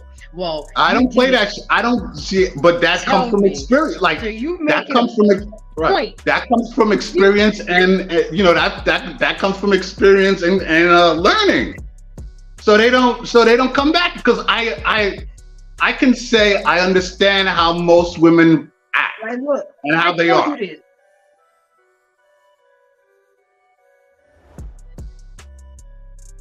And then another behavior says, when a person is abusive, when people repeatedly and intentionally hurt you, their behavior can be considered abusive. Whether they are consistently gossiping about you or they probably physically harming you in a way that it's abuse is never okay. It's never okay. No, slap, that one little push, that one little push that now you're on the floor, then now you're just now after you're pushing, now you're tackling them. I mean, it's only going to get worse. And not only that, guys, there's different types of toxic relationship. It's important to know that toxic relationships are not limited, and I said this before earlier in the show, to romantic relationship. You got toxic people in your family, you got toxic people in the workplace, and you got toxic people that you're friends with. So I'm not only speaking of romantic relationships. They can be extremely stressful, especially if the toxicity is not effectively managed. When they are negative behaviors, constant complaining, critical remarks, overall negativity, create a toxic environment. Other toxic traits may include perfectionism, unhealthy competitivism, and frequent lying. A person also let their insecurities bring out the worst in them. I know some of y'all had these homeboys or friends who are always trying to down you. Oh, your car ain't shit. I know somebody that got a 2022. Oh, your job ain't not. I mean, they're always being negative norm. You know, instead of like being like, yo, that's awesome. Good job. That's toxic, guys. Those type of homeboys, those type of friends are toxic. When you're trying to get a promotion at work and people start laughing at you, oh, you ain't ever going to get the job. They ain't going to pick you. What is that? That's toxic. Well, see, you want to have the idea, and the objective is you want to have people around you that's going to empower you and uplift you, right? Whether it's at work, whether it's, your friends, whether it's in your relationship, you want to have people or someone around you that's going to empower you and uplift you. That's what good people do, right? Unfortunately, you get some people that are jealous, right? Or have their own insecurity. And that's when they'll throw the snide remarks like, oh, you're not going to get that job, or, well, your car doesn't look that nice, or, shit like that, right? So all of that goes into, I think that as Grace said, there's the insecurity when people being toxic, right?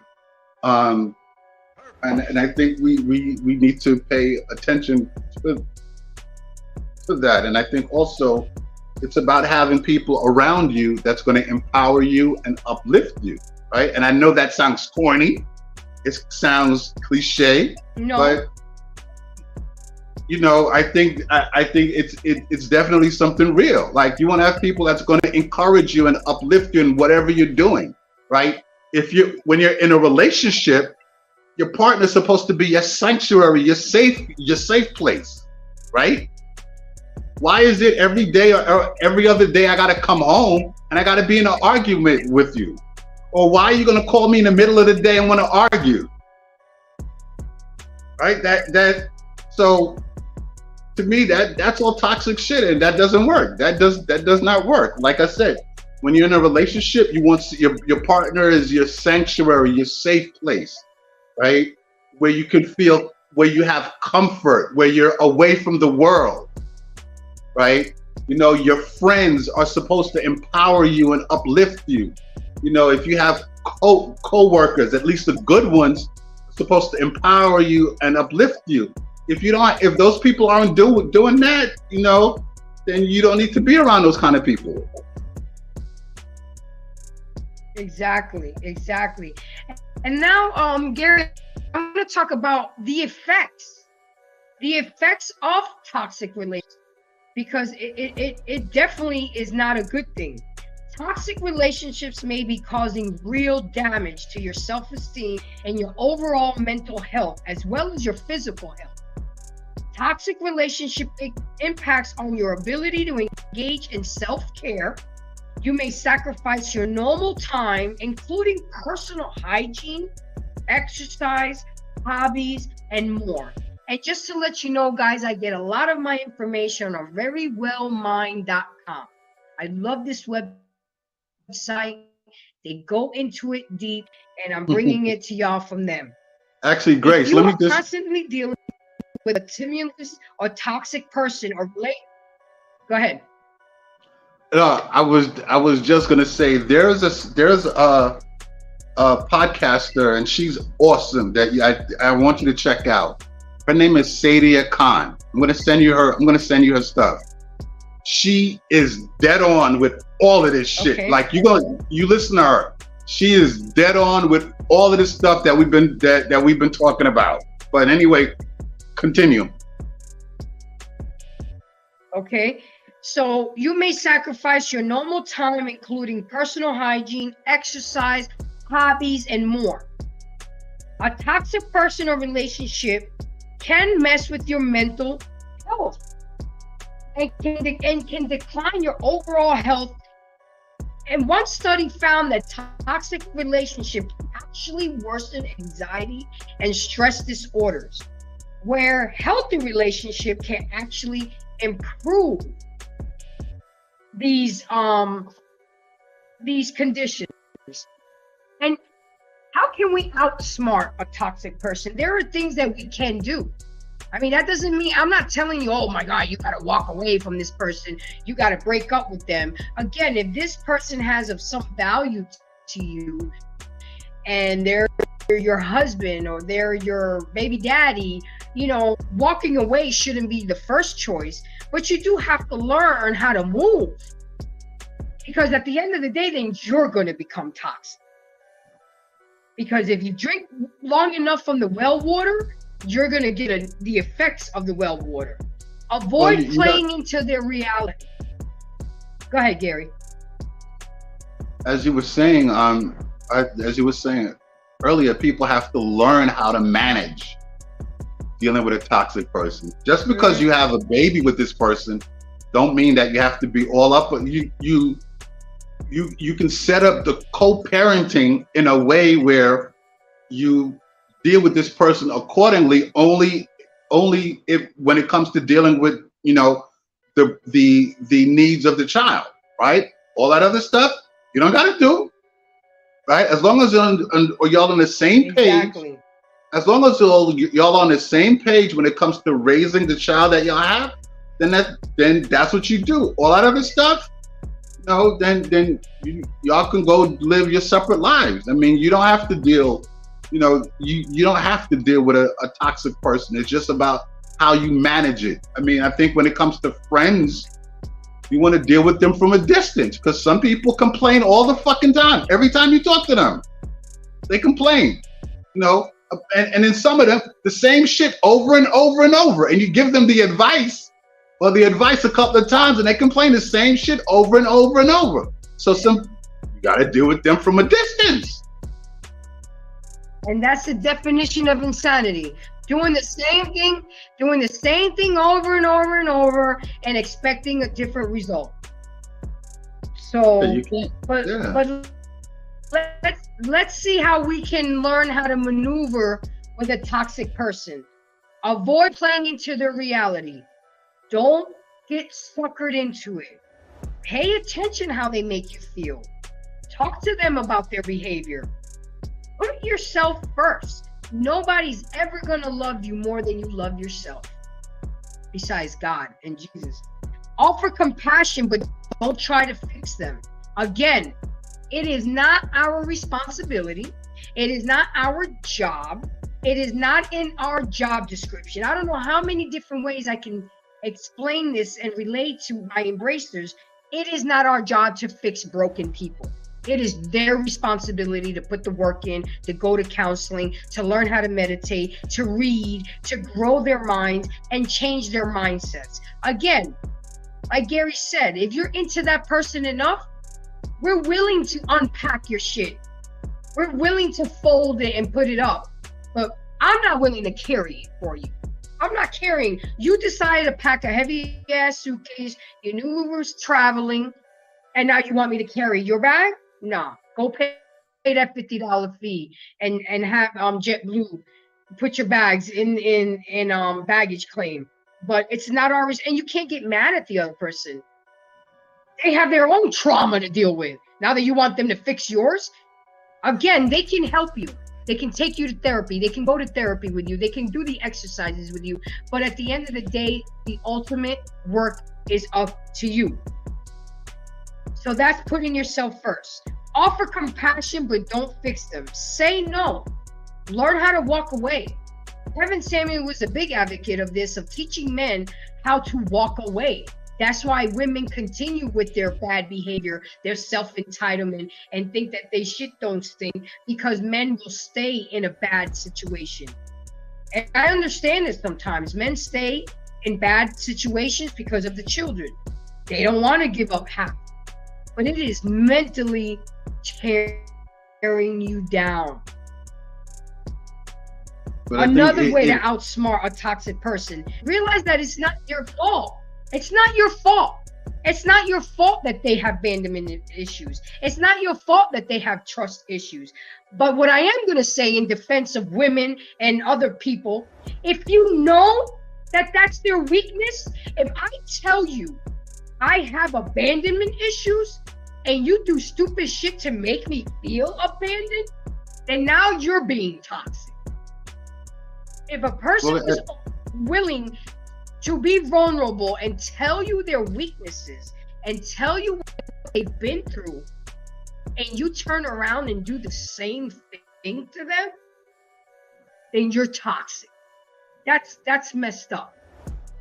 That's one of the laws of the 48 powers of law. You're using their weakness as a thumbscrew. And if you value and love this person, why would you do that? Go ahead, Gary. I know you got something to say.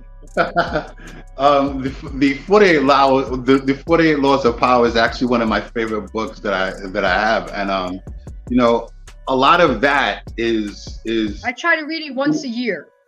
That's something, you know, like a lot of the books that they use to make that book I actually read, but in that book a lot of that is for people that's dealing in business and professional life.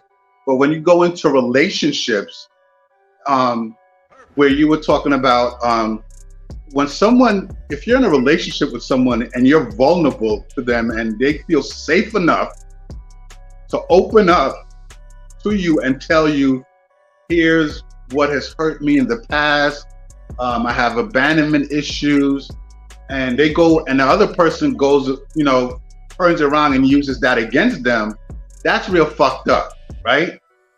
Because here it is, you the person has made you feel safe to open up and tell them something that's very dear and personal, but then later on they want to go and use that against you, and I think that's just completely completely fucked up. That's why I always say you have to be careful on who you open up to, because you know, stuff like that and hurtful words, like, you know, it's, you know, hurtful words don't go away, right? Like if you're, God forbid you get into a violent relationship with a partner and he, you know, your arm or your leg get broken, your bones could heal, right? Your bones could heal and you probably forget about that. The words, but the hurtful word, that's not really gonna go away. Over and over and over in your head. Right. That's not gonna go away, especially at the moment that it was said. That's what, and I learned years ago, you have to be careful on what you say, especially if this person is if you're valuable, if I value you and you're important to me, then I'm going to be careful on what I say to you, because I do not want to intentionally or deliberately hurt your feelings. Right? That's different for me talking to you. Right. It's different for me talking to you. Yeah, I know, but you know. They think it's cute when you tell them things and it's a joke, but they really mean what they're saying in a jokingly way. And, you know, instead of helping them change their behavior, oh, you're always fucking late, we're never going to make it on time. Why don't you help them? Why don't you help them to be on time? Why don't you be a part of the solution instead of part of the problem? If like you just said, Gary, if you value that person, if you love that person. But no, a lot of women don't do that. A lot of women will continue to beat that dead horse and make that man feel less of a man. And also men too, because I gotta say too, my women go through shit too. I'm a woman and I've been through a lot with y'all men. I love y'all to death. But at the same time, y'all the same ones that caused a lot of hurt and pain to me. But I'm not gonna give up on y'all, because at the end of the day, I know better. Not all men are the same. Not all men feel and think the same. And there are good men out there. You just have to be a good one to attract a good one. You're not gonna attract a good one, Gary, if you're not. Exactly. yeah. I saw something on Instagram earlier where it was this woman. She, the caption was, she's praying to God, and God, please send me, a guy, a man that's non-toxic, right? Then the next caption is the next caption is a non-toxic guy like waves at her. She ignores him and makes the face like, oh, get away from me. And then a toxic guy waves at her, and then now she's smiling and opens up her arms. You see, so that's kind of what we're dealing with out there. A lot of women saying that they want A, but then they go back to what they used to, right? Mm-hmm. And be careful what you ask for, because when you get it, a lot of women don't know how to deal with it. But as we've been saying throughout the show, is that some of these women, they're accustomed, the toxic behavior has become their normal. Yeah, you're absolutely right. I'm gonna try to show a video. Hopefully it'll come through. Hold on one second. I was told that it's always better to download it first, but I didn't have the time. Give me just a second to see. And it was a good one too. Give me just a second. Share screen. Let's see if we can do this. This is just a little snippet. Okay. Give it just a second. Actually, somebody sent this to me. Hold on a second. Let's see if it shows up. It's still spinning.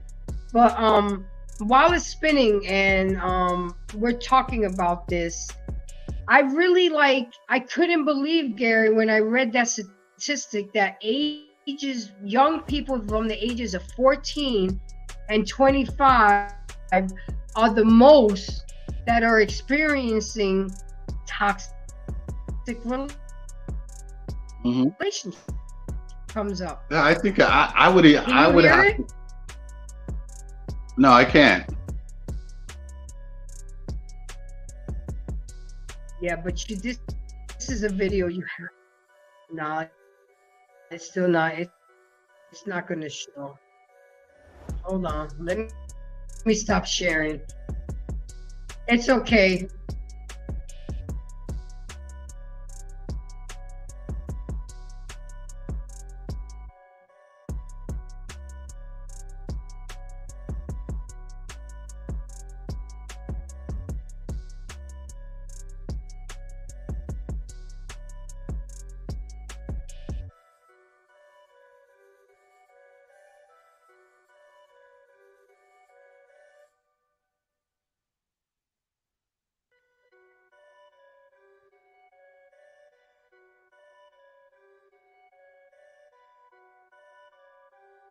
A little bit of technical difficulties.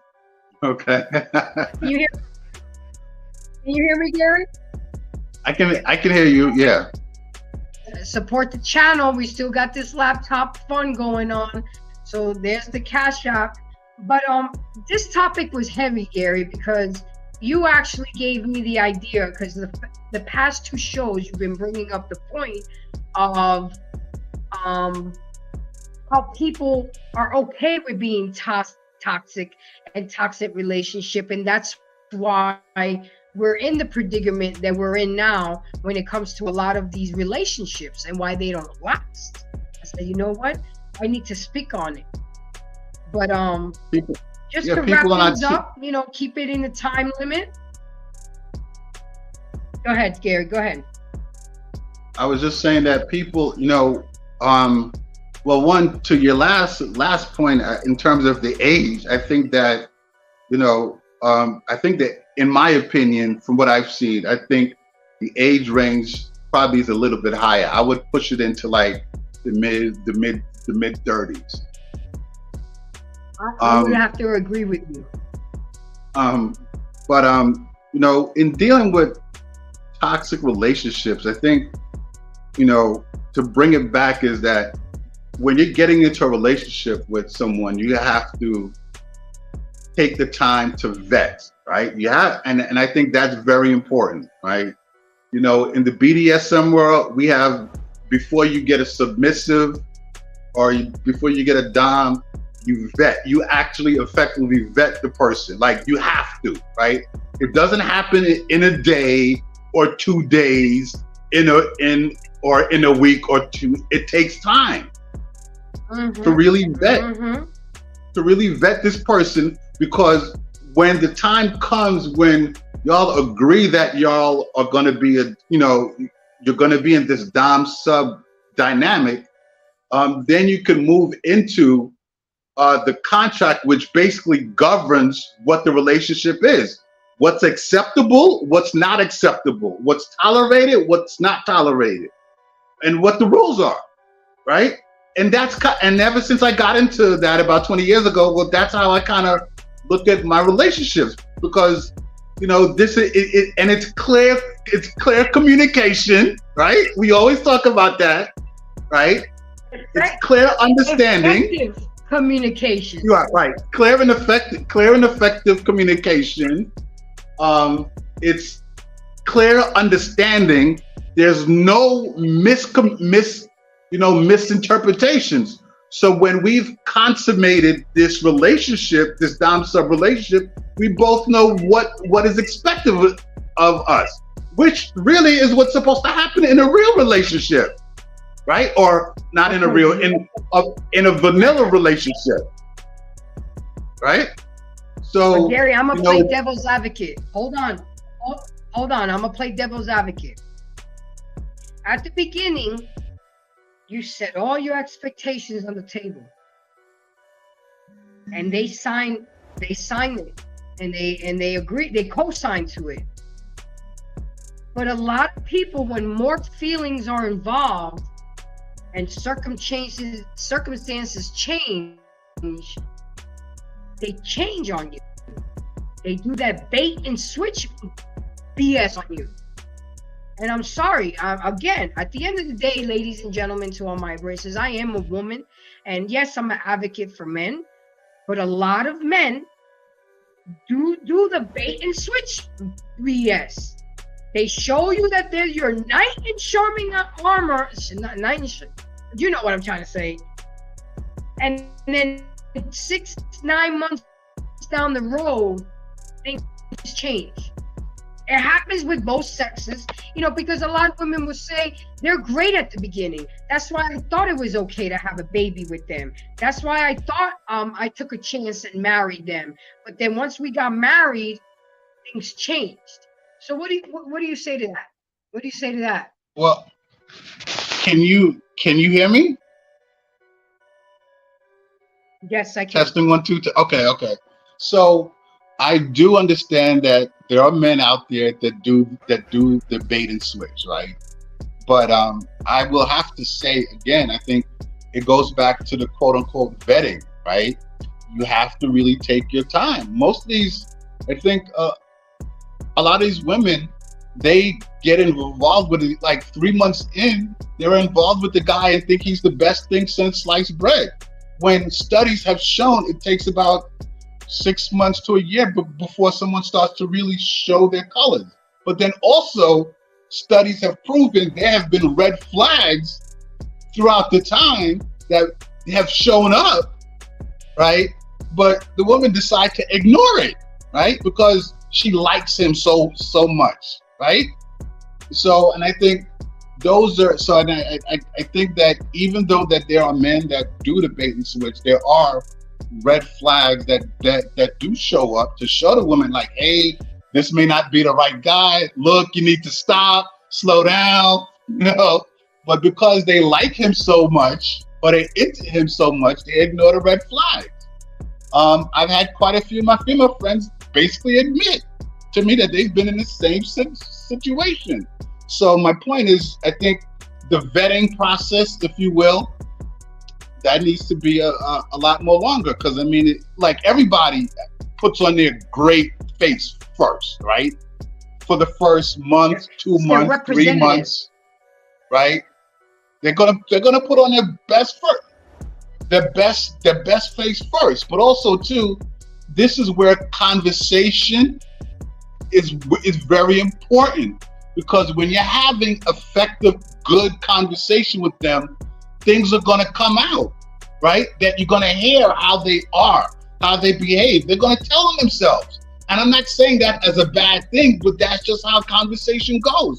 Because when you're talking to you're having a conversation with someone that you're into, you're going to talk about share, experiences that you've had. Some of the experiences you can relate to.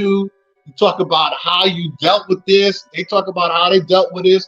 There's certain topics, how, you may feel this way. They may feel that way. So a lot of things come out that is going to give you an idea on how this person is, right? And I don't think people pay enough attention to the conversation, right? Because basically both people, they're revealing themselves. Hey, this is how I am. This is what I like. This is what I'm into. This is, all these different things. And when you pay attention to that, and even there's things in those conversations that you need to pick up on. That's like, oh, okay, so you mean to tell me he, these are the things that get him mad, and maybe the things that he says that get him mad is things that you probably normally like doing, right? You understand? So it's important to listen when you have these conversations, because like I said, in the vetting process. Listen, Linda, listen. Exactly right. In the vetting process, these things come out. And I think more so with women, because they like the guy so much, they ignore. Oh, what he's saying just sounds so good or great or wonderful and all the stuff that goes with it. No, listen to what the fuck he just told you. Right?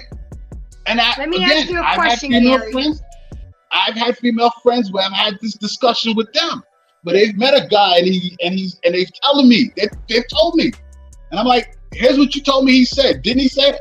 Do you understand what he just told you? Well, here's what he. So and see, women, and I think we said this maybe a week or two ago, where True and I agreed on this, where women sometimes hear what they want to hear, right? So if a guy says, I like you, the guy is saying, I like you, right? A woman may hear, oh my God, he's in love with me or something like that. I'm not saying it, but you understand? So the interpretations of words also matter. How a woman is, that's why I'm so thorough in what I do, to make sure you understand what I'm saying. Right? So again, the vetting process is very important. One last question. You have to listen. You have to listen, right? You have to listen in the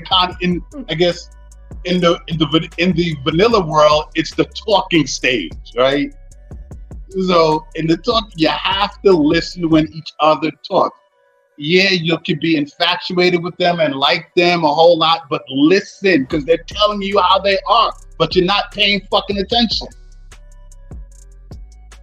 Absolutely. Now I have one last question for you before we get into our final thoughts. Do you think testing people and putting in them in certain scenarios and situations to see how they will respond can be part of the vetting process? Or is that being toxic? Okay, so do I think that testing people to see how they will? I mean, I don't think that's being toxic. I mean, I think that, yeah, I don't think that nothing is wrong with that. I think that if you want to test somebody to see how they are, how they respond to certain situations, you can do that, but that may not always give you the answer that you really want. That's just my take on it, right?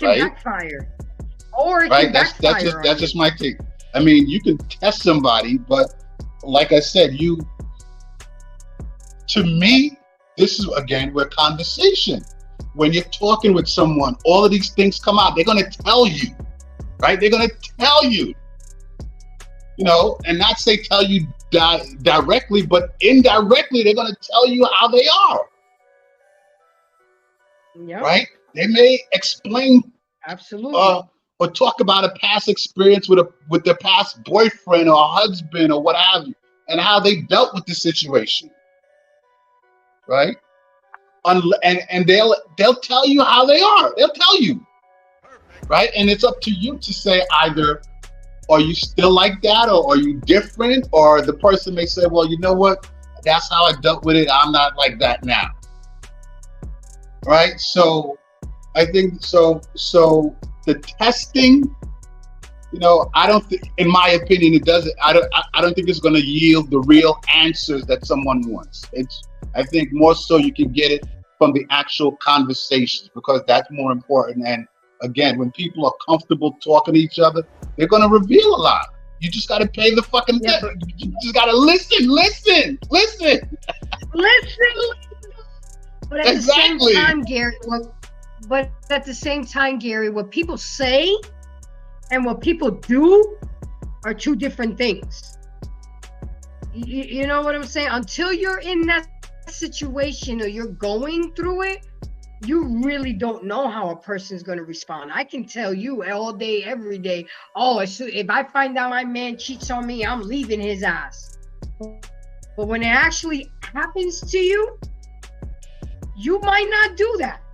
You might go a different route. You might, you know what I'm saying? Oh, I have kids. I have a lot to lose if I leave him. You may have that perception when you're in your 20s, or when you're married with children, you might not be so quick to say, well, I'll just leave him. I'm not putting up with that foolery. You see what I'm saying? So I am guilty of that. I do test people. I test co-workers. I test my family members. I test people that are potential people that I'm going to be dating, just to see how they will react in a situation. Because I feel that, I think that what people say and what people do are two totally different things. You could tell me all day long, you're this way. Let something actually happen and you totally went this way. You see what I'm saying? But you got to be careful with that strategy, because it can backfire on you. You can go too far sometimes, and somebody may pick up on it who is as slick as you, or you think you're being slick, and they will read up on that and they'll just walk away. Well, I think that if you're, if you like somebody and you're being genuine with them, I do agree that, people could say what they want, right? And if this is someone that you're looking to be in a relationship with or stuff like that, then I think that, you have to be genuine with them, right? Now, yes, some people say some things and do something different. I totally get that, and I totally understand that. But again, if you're looking to be in a genuine relationship with someone, that's not the type of, you don't want to deal with someone that's going to say one thing and do something else, right? to me, that's like the moment I get Exactly. a whiff of that, like this is done. Like, you got to say what you mean and mean what you say. If I say I'm going to do this, I'm going to do that. Right? That's how it should be. But unfortunately, we're in a society where you get people that'll say what you want to say what they think you want to hear, or they want to say one thing and do something else, right? And again, if you want to be in a healthy relationship, because that's the thing. If you want to be in a healthy relationship, these things matter, right? These things matter. You want to be able to not only say what you say, but also back it up, right? Nobody was, you said this, especially if there's a argument or a disagreement happening and stuff like that, where, the other day you said this, but now you're doing this. Like, it's little stuff like that can start to throw wedges into the relationship, right? And if that hat keeps going and going, exactly. And that may be one thing that starts to throw a wedge, then other things will happen. And then you see the cracks start developing. Right? So I think you're absolutely right. It's important to be genuine. And when you're talking to the person, you say what you say and you back it up. You follow up what you say. So there's no misunderstanding. There's no miscommunication. But unfortunately, we don't have a lot of people out there nowadays that do that. That's why all the toxicity that we've been talking about is out there in the dating world now, and even in the relationship world. Absolutely. So with that being said, Gary, let me get your final thoughts on toxic relationships and where we can find you. So my final thoughts on toxic relationships basically is toxic relationships is clearly unhealthy. So that's one that you have to understand. The other thing is that to some people, toxic relationship is normal, right? Because of what they've dealt with throughout their past relationships and stuff like that, and even stems into childhood. And if that's been the case, you have to get therapy, right? You have to get therapy.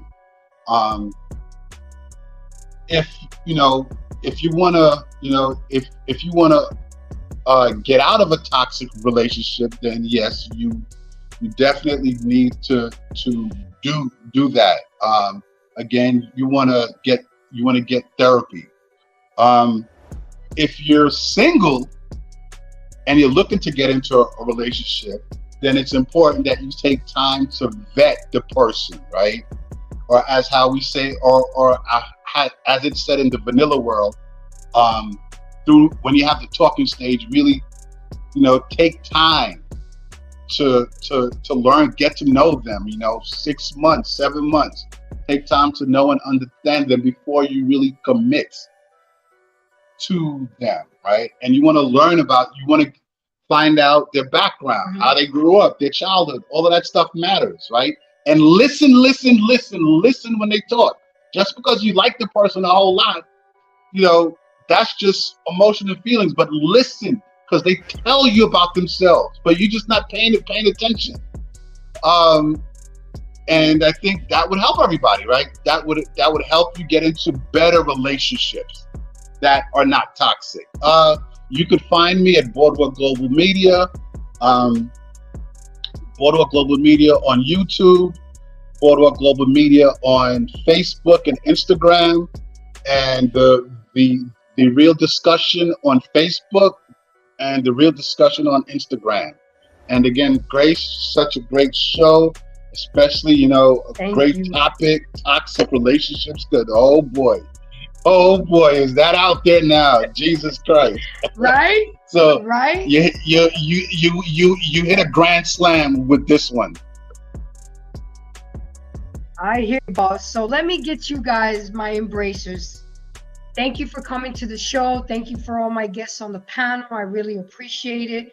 But this is my final thoughts. Remember, ladies and gentlemen, a relationship may be toxic, if the other person does not nourish your spirit, mind, body, and soul, but rather make you feel unhappy and disrespect you and be dishonest and have controlling behaviors or show a lack of support. And if all they do is bring negativity in your life and drain you and make you feel bad about yourself, they're not good for you spiritually, mentally, and physically.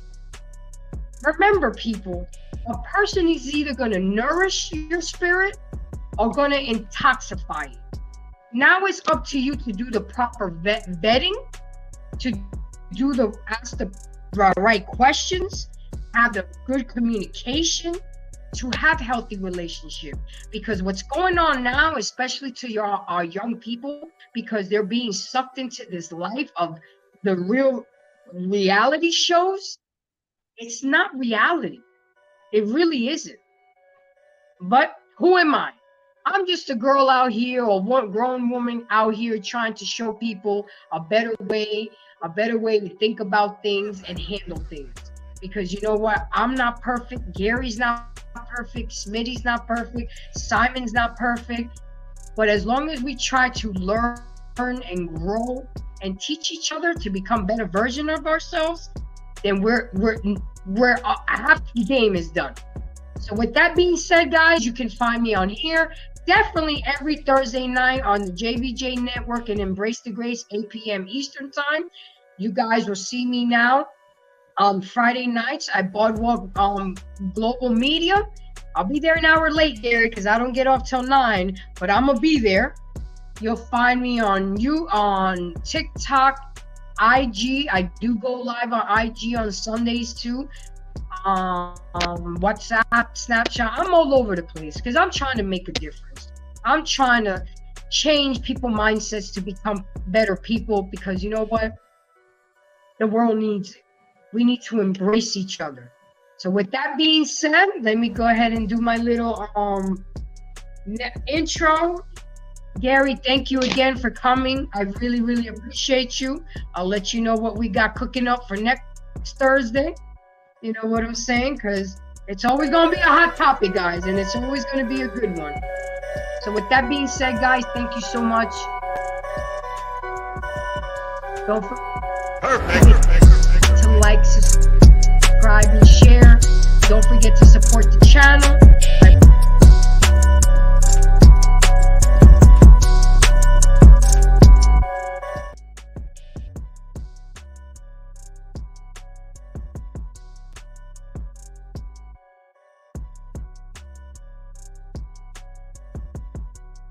Appreciate it.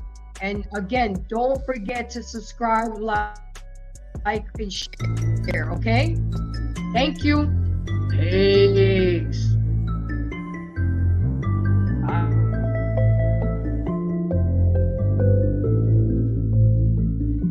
You know who made